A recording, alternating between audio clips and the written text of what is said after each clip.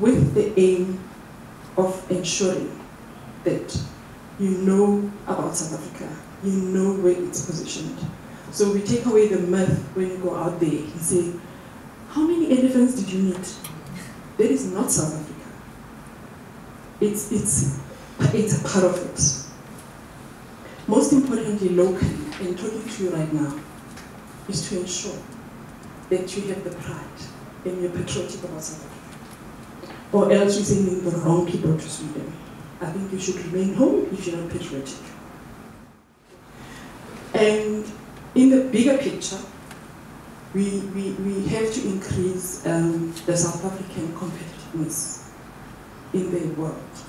We've become such a small global village. I can talk to anyone by Skype right now and know exactly what's going on and so forth and so on.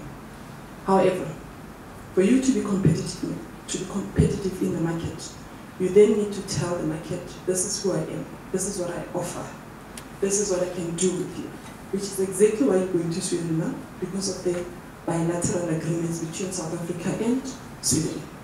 Otherwise, you'd be stuck right here. Okay. And lastly, to develop and implement a proactive and coordinated marketing, communication, and reputation. Then you ask yourself, how do you then do this? It sounds so wishy-washy, fluffy, touchy. Marketing is all about influencing. How do you then influence people to buy the product that you're selling? So you deal with people's perception out there. If they think this is what you are, it is your right to stand up and say, this is not who I am, this is who I am. This is not what you think I am, but this is who I am. And then you sell yourself as who you are and explain why you're saying who you are and influence and get people to buy in. And then we then communicate. There's Oscar's case. There's Nkandla's case.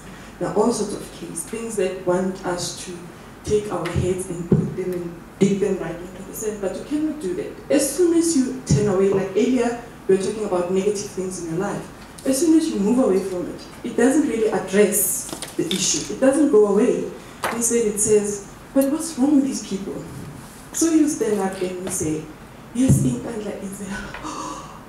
It makes me hyperventilate. However, would we know of Nkandla if we didn't have information freely distributed out there? You would never know.